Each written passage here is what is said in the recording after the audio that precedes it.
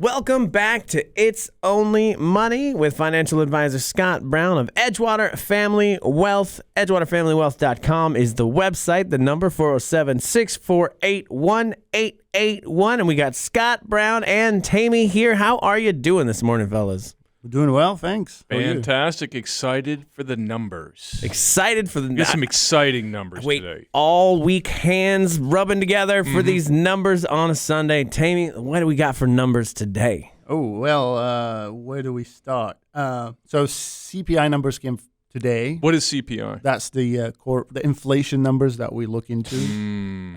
It tells us how much everything is getting more expensive or less expensive. Do tell. Yes, I know. We look around and we see, right? So last month we had 8.5 year-over-year inflation. As of April, we are 8.3 now. Oh, trending in the right direction. Yes. Ever so slowly. Yes. Yes. Yeah, 0.2% is good as if it's going down. Yes. Down is good. Well, there's most of what I read of the quote-unquote experts are of the impression will be around 4 by year's end. How do you feel about that? I feel very good about that. Yeah. Okay. And quarter to quarter, year over year, because this number itself doesn't say much. But if you compare it, say, how much inflation went up from last month, it would be 0.33 almost. Yeah. So that's fair. Experts hope that it will be, faster de-escalation from what we had, but it's good. It's good. Well, yeah. I mean, a lot of people, Ryan, get real mad when you say, because a lot of times they print an inflation number, Tammy, that they say excluding fuel and food, and then the first thing out of somebody, what do you mean? we have to eat. Yes. We have to put gas in our cars. So I've always, I can't really argue with that. It is weird that they have a number that they like to put out that excludes those two very vital things to our economy, but it is an annoyance for people. If you say, oh, well, the adjusted CPI was this, people get very angry with you. It's an odd thing. But trending in the correct direction. So speaking of numbers, you and I were talking yesterday at our investment meeting review, which we do in our office once a month. We have a little powwow, Ryan, where all of the smart people and myself go. And that's why I'm not invited. Yes. I'm sure you'll be invited. You probably will never be invited. I take it back. But we get together and we talk about what's happening in the world, and we were marveling at some of the numbers on some of the more popular stocks from what we'll call the COVID stocks, the stocks that did really crazy well, the Pelotons and the Zooms of the world, Teladoc, Roku, Netflix, things like that. So Tammy and I were kind of looking at a list. So Tammy, walk us through the year-to-date decline in some of these glamour stocks. I want people out there to kind of get perspective, because I think I've noticed in the last week or two, people are getting a little bit antsy about the downturn in the stock market. But the hilarity of that to me is the market's already down. It's been down for a while. 40% or a high percentage of the NASDAQ last year was off 40% or more. So people, I got news for you. Those horses are out of the barn and running loose in the field. So give me some numbers that you think were interesting in terms of downturn that I think people would find surprising stocks. Of course. One of the biggest names we have is Tesla. You've heard of that? Yeah. Ryan, you know what that is? I believe so, yes. Okay, yeah. Has nothing to do with Nikolai Tesla. Tesla. Tesla. So Tesla is down about 45% year to date. Whoa. Yeah, that is significant there. But alone itself, yeah, it is. But when you look at a bigger picture, it's not really significant. Because it's up so much. Yes, over the last few years. So that's and we'll get to the rest of the list. But when you think about a stock like Tesla being down 40%, but it's up 100 plus over the last few years, people will get married, Ryan, to the high water mark. The high water mark is what was it at its highest? Somebody again would have bought Tesla, let's say a few years ago, before the split, at say $300 or $400. It ran up to whatever, 15, 16. I can't remember where it split, $1,500, something like that. 1,200. 1,200 was the split. Oh, see, Ryan knows that. Look at you. Oh yeah, I got my stocks app right here. Ryan knows. I get all of my. I think listeners need to understand. I get all of my actual financial advice from this show, and it is very helpful. Yeah, so 1,200 it split, and then so somebody who would have bought it 3 or 4 years ago is still up exponentially. They're up 200, 300%, but they're not going to worry about that. They're not going to think about that. What they're going to say to themselves is, "Yeah, but it used to be 1,200." Right? They used to have So they put in $100,000, it turned into $500,000, and now it's $400,000. Are they focused on the fact that they put in 100 and it went to 4? Of course not. They're focused on the fact that it was 5 and now it's 4, right? So that's the high water mark thing that literally everybody listening to this show is doing to themselves right now. They're looking at their statement. They're saying, 5-7 years ago, I started investing in my 401k or whatever, and I've put in 60, 80, 100 grand, and now it's worth 300 or 400 grand. But by God, it used to be 500 grand, and now the world's going to end, right? Forget the fact that you went from 100 to 4. You're more worried about the fact that you went from 5 to 4, and we know why, because we know human minds, evolutionarily speaking, experience downturn at twice the rate they experience upturn. And I'm going to remind everybody what that means is being up 100 grand is far less enjoyable than it is painful to be down 200 grand. That's the way our minds are wired. So I got on a little tangent there, but let's get some more numbers. Numbers are always good, but no, that is what was very interesting. That goes back to the cave mentality. Yes, because you had to be alert to disaster at any moment, being eaten by something awful outside of the front door of your cave. Yeah. It's been fun to look at my my portfolio, which is filled with general nonsense of various stocks that I buy at 3:00 in the morning, and you can buy they're all stuff at down. 3 o'clock? Every single one of them I have a negative total return on right now, but then I have Scott's in my brain going, it's the long approach and then recency bias, and you just gotta wait this out. Yeah. And that is what I'm doing, Scott, but it's the hardest thing I've ever done. That's actually not in your brain. I'm actually in your house at night saying that Yes. to you when you're asleep. And that's the kind of service you get from Edgewater Family Wealth. Your wife thinks it's really creepy, but it's got to be done. Someone has to advise you. That's right. Exactly. So going back to the numbers. Yeah. Numbers, another popular one was during COVID was Zoom. Mm-hmm. We're all familiar with Zoom. I think so. I think we're sick of Zoom in this Zoom one. economy. Yeah. So say December, it was 183. Today Today it is 93. That's half. That's half. Is it a bad company now because it's half? No. Why?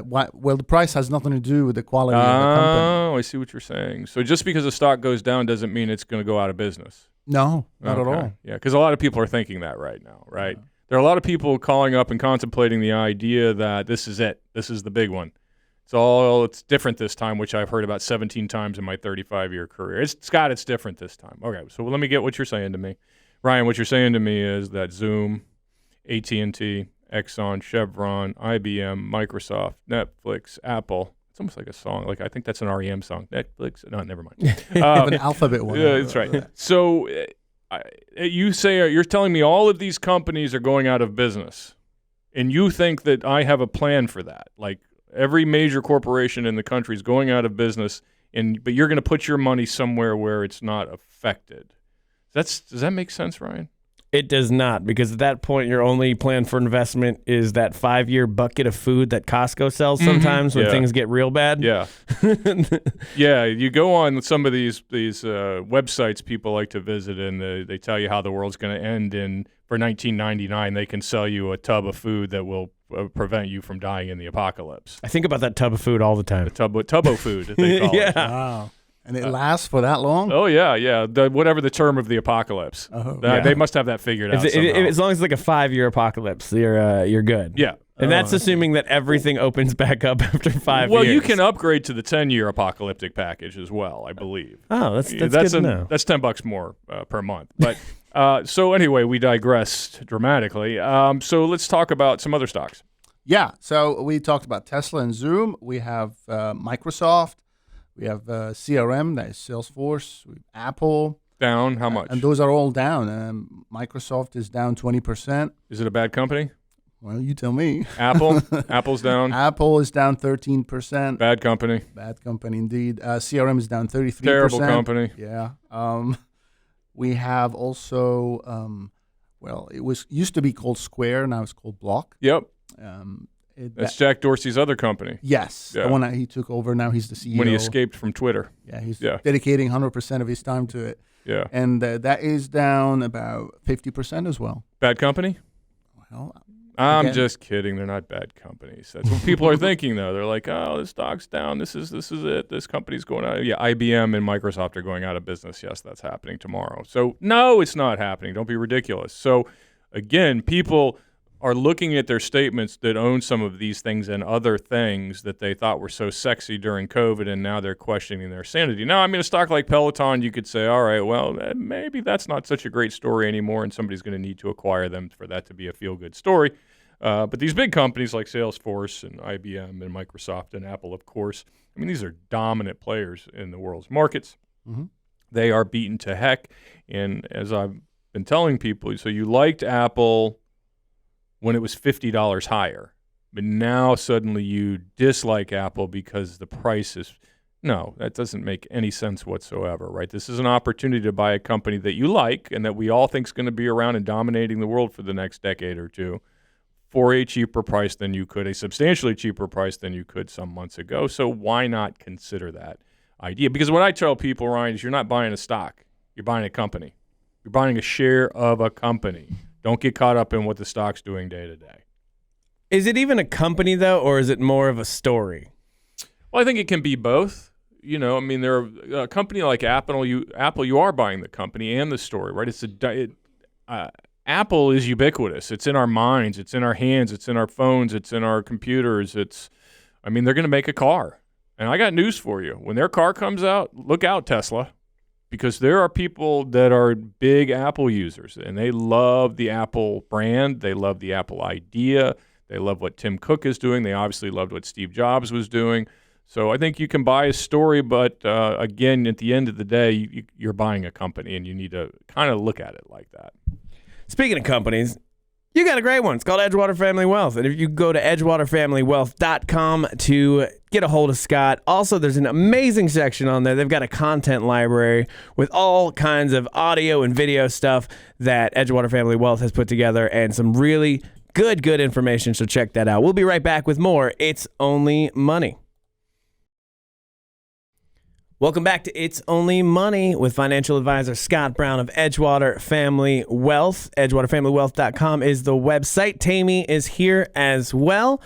And we still have some numbers left with Tammy. During the break, he mentioned something about the market cap, which I learned just now that is not a tiny hat that the stock market wears.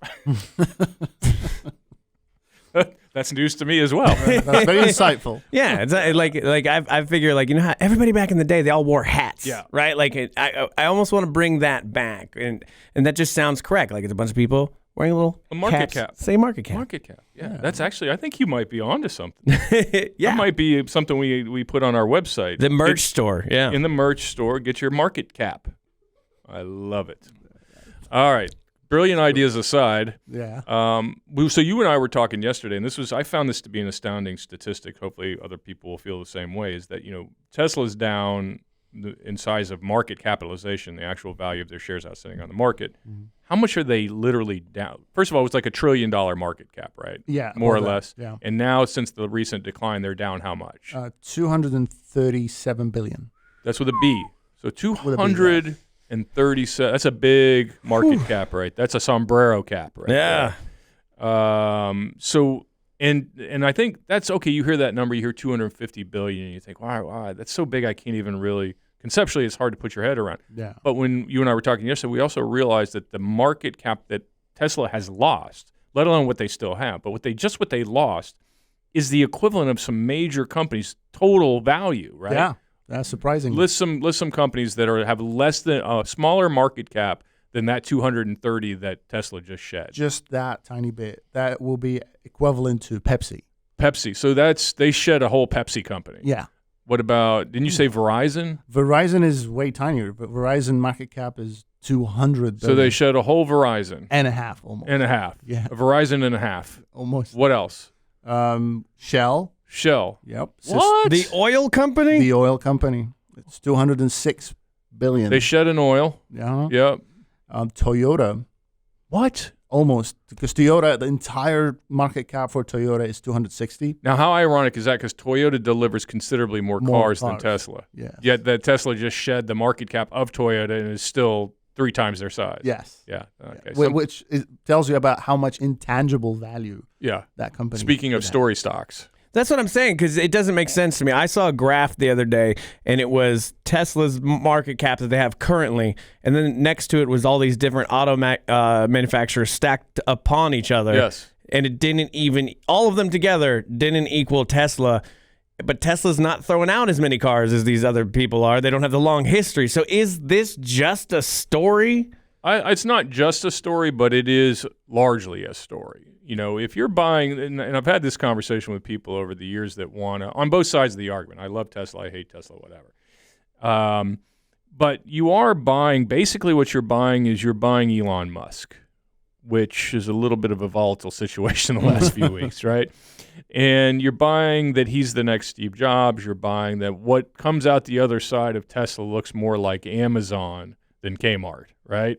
You're hoping that his vision, which to date is pretty hard to dispute, and these other things he's doing with the Boring Company and SpaceX, and now with Twitter, how he plans on plugging Twitter into his universe or vice versa, building some kind of metascape that involves Tesla and SpaceX and solar panels and the Boring Company and all. We can all kind of sit here and speculate on what's going on in that guy's brain, but we will all probably fail miserably. So. While I'm not a fan of some of his antics the last few weeks, I'm a fan of the guy overall. So I think that, by and large, it's a story stock. But when you get that perspective and you say, not only is their market cap way bigger than all of their competitors that outsell them 3-to-1, 4-to-1, 5-to-1, 10-to-1 in vehicles, but the market cap they just lost is bigger than those companies. So it is a bizarre situation, but a wonderful way to end our number segment. It is indeed. Yep, and then normally this is where a song would play. Yep. But Scott, again, he shoots down my songs. This time it was a Afro synth pop mix and something about culture appropriation, and we had to move on. So that was the numbers. Well, yeah, you lost me. I'm really not even sure what you just said, but I'm totally against it. There are many words there. Yeah. Yeah, but so is the stock market? Because I'm such a dum-dum, is the stock market just like rich people playing the lottery at all times then with something like Tesla, and they're like, instead of going down to the corner store to purchase a lottery ticket, are they going to their financial advisor and then like, throw it all on the equivalent of a rich strike from the Kentucky Derby? Yeah, no. So it's funny you bring up millionaires in the lottery. I was reading some statistics over the weekend about the lottery, which is one of my pet peeves. I don't like the lottery. I think it's kind of a scam perpetrated on people who can least afford it. Not even the scratchers, Scott. No scratchers. It's so fun. It's so fun. It's like you're holding a tiny little piece of hope. Yeah. Well. Hope is not a plan, my friend. You got me again. Yeah. So, and again, I get the lottery. I understand it. I'm not saying you shouldn't play it, although I kind of am saying that. But, looking at millionaires and their propensity to play the lottery, which is pretty much none. And some people would say, well, rich people don't play the lottery because they're rich. Why they don't need to play the lottery. I would argue that rich people are rich because they didn't play the lottery. And that's obviously an extreme way to look at it, but their propensity to gamble in Vegas at blackjack, in the lottery, which is basically a gamble, or buying meme stocks or buying, cryptos without doing any research. This is a form of gambling, and it's just something most millionaires don't. Millionaires, on the other hand, do invest, and that's a completely different thing, right? So, if you look at Just look at the time. Think of, and this is one thing that I think people get confused by, is what is your most precious commodity? It's time. And millionaires, by and large, understand the value of their own time better than most people. And what I mean by that is, if to play the lottery, you have to stand in line at 7-Eleven waiting for your ticket, right? And how much time would that take? Well, they figured out that the average person who buys lottery tickets spends 8.7 hours per year buying lottery tickets. Now, if you're a millionaire or a high-income person, let's say you make $300 an hour, and I recognize everybody doesn't, but you can use your own number, right? That's about $2,600 a year. $2,600 a year times 20 years is $52,000, right? So to a millionaire, they stop and say, that's $52,000 I could have put into Home Depot stock. Now, by the way, if you'd have taken, let's say 20 years ago, instead of playing the lottery, you said to yourself, I'm not going to play the lottery. I'm not going to waste that $2,600 worth of time every year. Instead, I'm going to take that $2,600 and I'm going to put it in Home Depot. And I'm not going in 7-Eleven and I'm not playing the lottery. Today, you'd have about $400,000 just by putting that $2,600 worth of your time. See, and I've talked about this in my book, is what most people who struggle to acquire wealth don't value is their time. And I've talked about the guy who goes shopping for the car, right? And he reads Consumer Digest and Popular Mechanics and spends 4 months shopping and goes to every dealership and likes to play the game where he's pretending to leave and then goes back and then wants to talk to the manager and then goes to the next shop and says, I'm over here down the street and they're offering me $1,000 less. And this goes on for months. And I know a guy like this. And to be fair to him, he likes it. It's his sport, right? But for most of it's a pain in the butt. But he's doing it. And in the end of the day, he might save $2,000 on a car. What I'm not doing is knocking the savings of $2,000 because that's a lot of money and it's meaningful to people. What I am knocking is it's a poor use of this guy's time because he makes a couple $300 an hour. So if you take that 4 months of time, let's say he spent 5, 6, 7 days on that probably cost him $5 or $6 in time to save $2,000, right? So I think this is the part of the equation where, people who might spend all day looking online or shopping for the best deal or going to Best Buy and then, hey, look at the TV. Oh, it's $44.99. I think I can get it for $4.75. And they go home and they buy it on Amazon, pissing off the poor salesman who spent 3 hours showing them the TV, right? Those people. What if you took that 2 hours and drove an Uber? You think it'd be worth more than $25 to you? Probably, right? So I think it's just people getting confused how to, I think young people call it the hustle now, right? What's your side hustle? Yeah. Is that a thing? Did I say that right? Rise and grind. Yeah, rise and grind. I mean, I think that the people who get farther in life are not so caught up in saving money in the normal way in so much as they're shopping and then saving.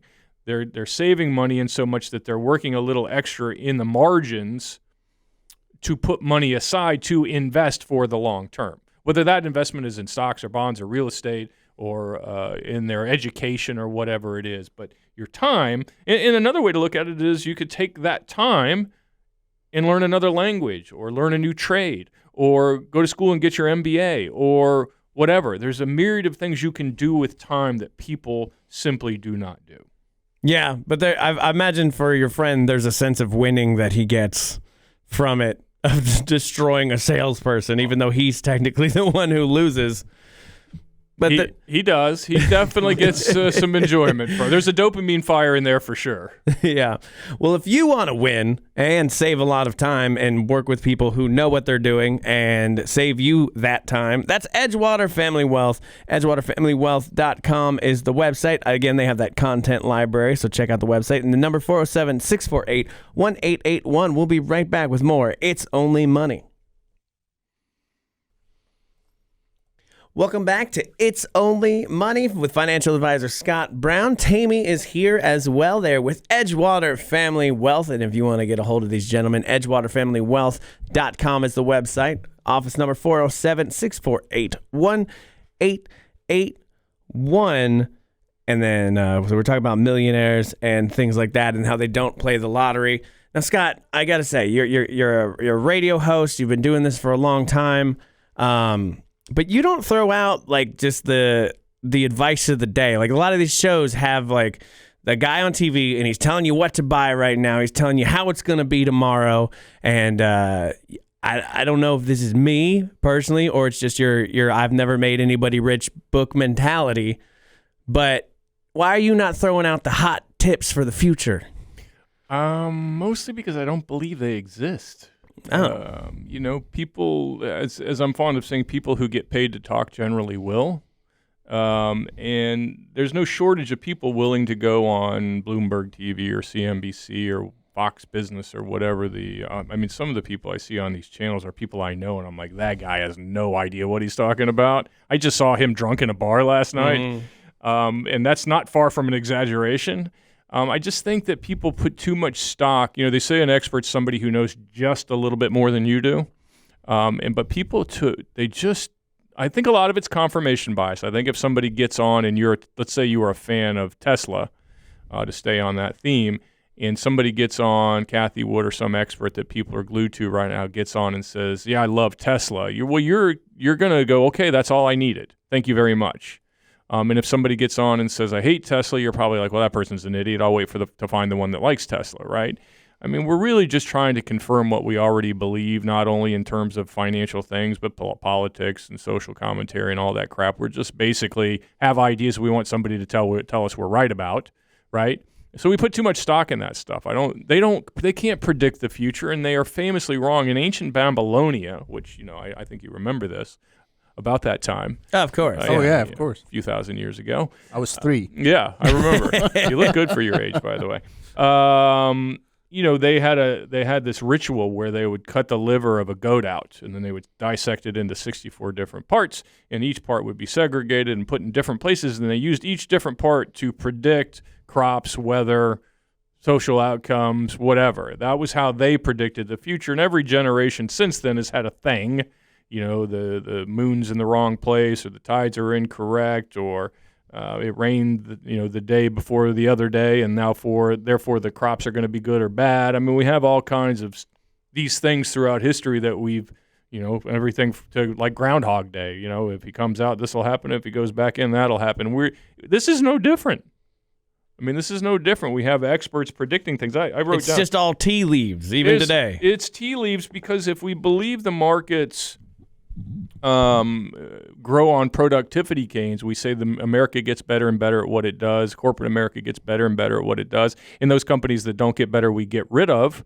We improve productivity. We improve the products and services that we are bringing to people and how we bring them to them cheaper, better. And yeah, sometimes we have times like now where inflation's a little out of control. We're trying to chase down a probably too loose of a monetary policy, and we're paying the price for it. It's a messy process, but it's still a process.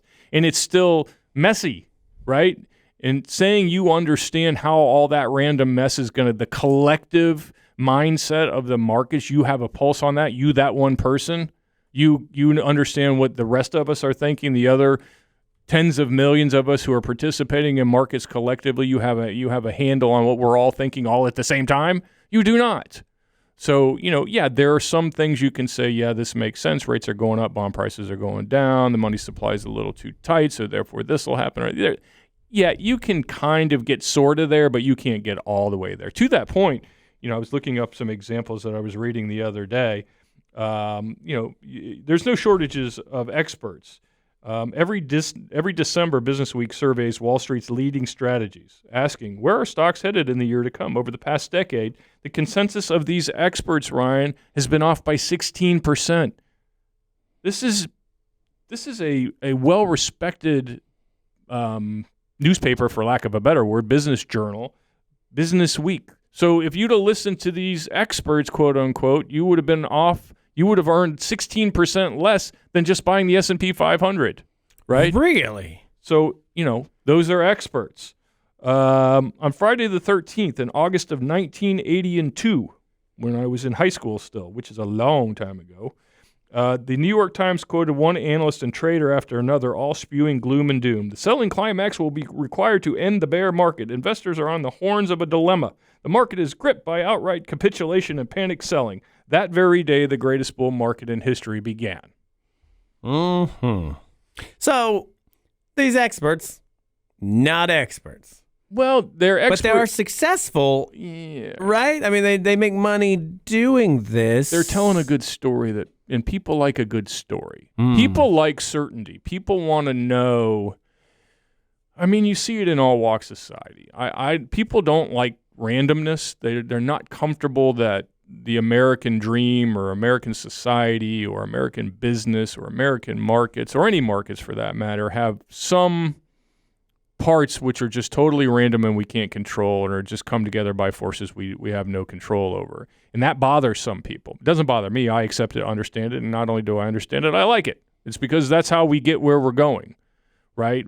Our markets are messy. We have moral hazard. We have companies that go out of business. We have the ability to turn people into billionaires, and they have the ability to turn themselves into broke pretty quick if they don't stay the course and do the right thing. So, but people want to know for sure there's a person, my person knows. Want me to tell you about my person? Because then they tell their friends about their person. But, it's like when you get, as we've discussed, I had eye surgery last week, and I believe my guy's the best guy. But, I believe that because he's the one with the knife over my head, right? So I have to believe that. You ever hear somebody talk about, they're like, yeah, my wife, I took my wife to the heart surgeon. He's the best guy in town. Well, no one ever says, I took my wife to the worst guy in town. Nobody says that. Nobody says this guy's terrible, yet I'm still using him or her, right? These are confirmation biases, and I think that experts play into that because they know that, there used to be a thing where stockbrokers would cold call people and they would pitch one stock to one person A and another stock to person B, right? Knowing that one of them would probably suck and one of them would do real well. They would never call the person back on the stock that sucked. They would just keep a list of the people, the one they accidentally got right, so that they could then build credibility so that later they could sell them something else. That's sneaky. It is quite sneaky. Yeah. So, again, experts, I'm not saying people don't know a lot of stuff. I'm not saying that there aren't people who understand markets to some degree. But I would say if the rest of us understand what the markets are going to do on a scale of 1 to 10 at a 2 or a 3, they might be a 4.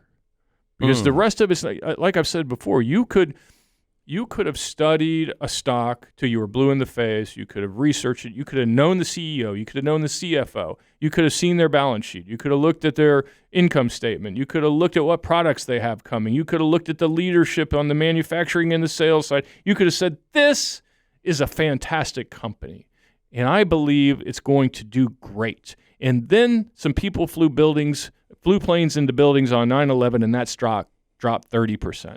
No expert is predicting that. No expert predicted we get over our skis on derivatives in 2008. These are things that drive markets more than anything else. No expert predicted that Putin would be doing what he's doing right now. Because we all said, that's crazy. Why would he do that? Well, that's why he did it, because he is crazy, right? You could not predict that. And that has had a major... Nobody sat down 2 years ago and said, all right, guys, we're planning our stock portfolio this year. How are we prepared for Putin invading Ukraine? That conversation never occurred, right? Or nobody sat down 3 years ago and said, all right, guys, we're building our portfolio. When the pandemic comes, how are we prepared? That conversation never took place. So again, if you're spending a lot of time thinking one person or one group of people, or you, especially yourself, knows what's going to occur or drive stock prices entirely, and you want to take the unpredictability out of it, that is a fool's errand. It's interesting because you're absolutely right, where you have a company that's running shipshape, everybody's on point, all the workers are doing good, the management, upper management, they're all running a thing. And then a CEO just in an interview mouths off something stupid, and then the stock just goes down. Yeah. Or something got spilled into where they mixed the cereal and like one piece of metal went out. You just never really know. It's so crazy that it all hinges like that. But yeah, it is random in a lot of weird ways. Yeah, and I think if you say, okay, I accept that on one hand, I accept that, but I'm still going to buy good companies that whatever that thing is that's coming, they will come out the other side. Not that they won't drop, not that they won't have a bad day, but they will come out the other side.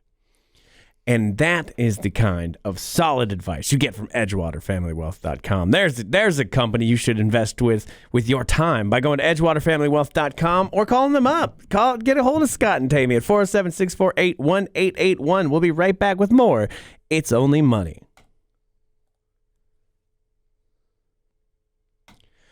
Welcome back to It's Only Money with financial advisor Scott Brown from Edgewater Family Wealth, EdgewaterFamilyWealth.com. That's the website. Tammy is here as well. And we asked for listener emails a while back. And you, of course, the listener, can email us at EdgewaterFamilyWealth@RaymondJames.com. That's the email address, is EdgewaterFamilyWealth@RaymondJames.com. And then you get your question asked on the air, and you get free advice. How about that? That's nice. But I do have a question. This comes from Rochelle out of Christmas, Florida. Are you familiar with Christmas? It's a very happy place. It is. I used to stay in Christmas for a little bit. My aunt lived out there, and it was next to a log cabin, her little farmhouse, and it was nice. There was a log cabin in Christmas. That makes sense. Yeah, I never got to go in it, but I would stare at it from across the way. Very nice. This is not Ryan's childhood stories. No, this is about Rochelle. And Rochelle's question is very simple. It says, Scott, with the market being the way it is, what is the worst thing I can do with my money right now? Stop investing. Look. I have 35 years in my 10th, 12th end of the world situation, which I've been lied to so far. The world has not ended. I've often said that I don't want the world to end, but I also want to be alive if it does, just so I can see it. Is that weird? Is that weird? It'll be a spectacle. Yeah. Like I'd be like, ooh, and then I'd be dead. Okay, interesting. Yeah, I digress. I'm gonna disagree. I want to be there maybe about 5 years. I'm gone before the world ends. Like I know it's coming, but I'm out. But you're not going to get to see how it ends. It's like you didn't finish the book. Like you don't know, all right, how does this end? There's no good ending. No? What is the best ending? The best ending is this is a simulation, and just in the sky, in a very video game way, it just says game over. Yeah, that'd be cool. And then everything just black. Yeah. That's the best case scenario. The rest of them are global warming, meteors, war. It's never going to be like a bunch of puppies come, you know? See, now that was the one I was holding out for. The puppies coming. All right. What was the question again? So you said stop investing was the worst thing you can do with your money right now. Yeah. So again, in all of the end of the world scenarios I've been through in 35 years, it doesn't happen. And the one thing that blows my mind, and there are a couple of them, but the one thing that I am rarely at a loss for words, Ryan, as you well know. I know. Wind me up, watch me go. So somebody will say, well, I'm going to stop adding to my 401k. Well, why? Yeah, market's not good right now. Okay. Is the market ever going to be good again? Well, probably. So what you're saying is the $10 shares you were buying last month, you're going to stop adding because they're $8 now and you can buy more of them? That's somehow not appealing to you to average down on your cost, to get twice as many shares at $5 as you would have bought at $10 if we all assume eventually they're going to $20? Why? What situation in your mind, what gymnastics, mental gymnastics, what hoops do you have to jump through for that to make sense in your mind? It is the silliest, unarguable thing you can say to me. I'm just going to walk away in disgust. But it's so counterintuitive to how I assume the average person's brain works, right? Like I can say this to people all day. Like millionaires are made during down markets, right? Is that just a thing people say? Is that a myth? No, it's not a myth. And whether they're made or not, their behavior is better. I could say conversely, people who end up without money, who don't have the wealth they'd like to have, that they see other people have, react poorly at times like this. They get out of the market, they stop saving. Their stock went, their account went from $200,000 to $170,000, and I can't take it anymore. Now they're out, right? And if I'm being honest, there are clients I've had over the years that I have them call the bottom. Like I know when this guy gets out, that's the bottom, right? Because the market is going to go straight up from there.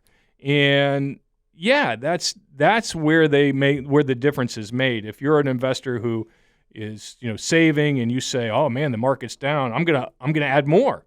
I'm gonna buy more of those shares of Microsoft or Apple or IBM or Home Depot or whatever it is that I bought because they used to be 40 and now they're 20 and I'll buy more of them and someday they'll be 80 and I'll have twice. Or you can say, oh my God, the world's gonna end and the $40,000 I used to have is now $30,000 and it's gonna go to $20,000 and probably then to 10 and then probably to 0. So therefore, I'm just gonna take all my cash and put it under my bed. The second person is never going to be wealthy. The second person is always looking for the savior, somebody on television, the expert, here we go again, to tell them what to buy. Well, right now I believe gold is the thing to own. Well, that hasn't been true for 40 years. You're 0 for 40 years on that being the best thing to buy to hedge your bets against a bad market, right? The return on gold's pathetic over the last 40 years. We're not on the gold standard. In gold, you're not going to walk around and buy stuff with your gold. If the world ends, somebody's going to shoot you and take your gold if it's worth anything, which it probably won't be. So the worst thing you can do is stop saving or lose your... see, it's easy to have a discipline, Ryan. I'm very disciplined in my investing as long as the market's going up, right? I'm very disciplined. My stuff's going up, I'm staying the course. That's not discipline.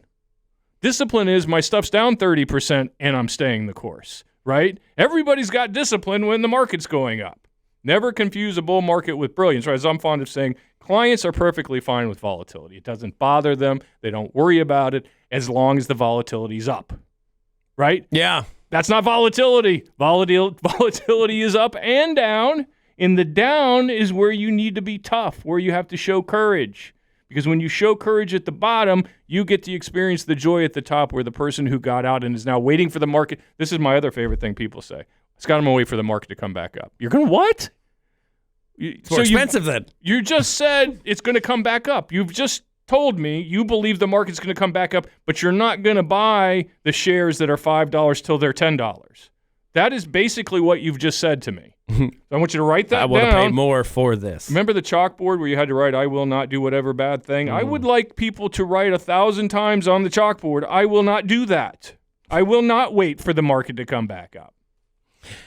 I think for me personally, now that I'm obviously a diligent investor, because I have my 401k, which I literally do nothing with that the company takes care of that, and I'll get a version of matching, right? And I do that. But then I got the phone app, Scott. Phone app. The phone app. And here's where I'm at on it. So, like, say I've invested into a company like Ford, right? And I got it in at a really good price. Now, and it tells you your average price that you pay, right? And when it goes up a little bit to, like, I say I bought it at 9, say right now it's like 13 or 14. I'm like, well, that's going to mess up my average price. Why would I buy more even though it's down from this crazy number it was at before? I'm not going to do that. You're going to retire on an average price? Is that really the dollar amount in the bucket? Nobody gives a crap at the end what your average price was, as long as you accumulate wealth. That's the problem with the gamifying, though, because then I invent my own games that are wrong. Yeah, you've become your own expert. Yes. And it feels like I have all the data in front of me that gives me little articles about it. And then I'm like, okay. But while things were going good a few months ago, I'm like, I'm a genius. Look, I read all these little headlines, not the story, obviously. I'm just going to read the headline. Yeah. And now when everything's down, it's like, what did I do wrong? And it's just nothing. And the market will come back. But have you ever managed anybody's account and they picked every single wrong horse and they just lost everything? That's like got to be impossible, right?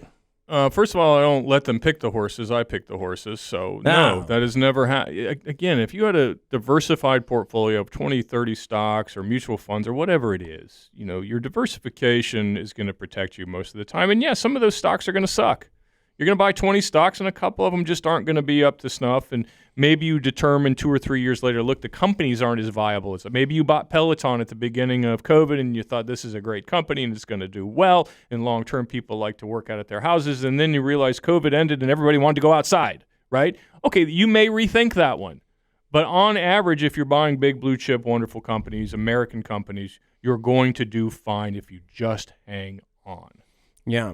I like my version of investing now, which is better than my old version, which I called Poor Man's Stock Market, which is I would look at gas prices and try to drive less when it's high, and then only fill up my tank when it gets below a certain number. And I'm like a genius. Yeah, that's arbitrage. That's gas arbitrage. Well, if you want actual good financial advice, Edgewater Family Wealth is the place you want to go to. Talk to Scott, talk to Tammy. Check out their content library at edgewaterfamilywealth.com. The number 407-648-1881. And we'll be back next week with more It's Only Money. Thank you, Scott and Tammy. Happy weekend. Thank you. Happy weekend. Yeah, and clearly people are rich, right? Or wealthy. You don't have to be rich. I like the term wealthy better. I mean, to rich reminds me of like the Monopoly guy or something. But, you know, there are regular people. Now that guy I trust. You Yeah, don't see the no. problem, Scott? You don't have a monocle. Monocle is, now, if you can meet a guy with a monocle, I mean, like, I'm all in. What was his financial advice? He said buy Park Place? Where is that? Where is that? I can't find it. Tune in to It's Only Money with Scott Brown from Edgewater Family Wealth, Sunday mornings at 7 on Real Radio 104.1. Raymond James Financial Services, Inc., member FINRA SIPC. Edgewater Family Wealth is not a broker-dealer, is independent of RJFS.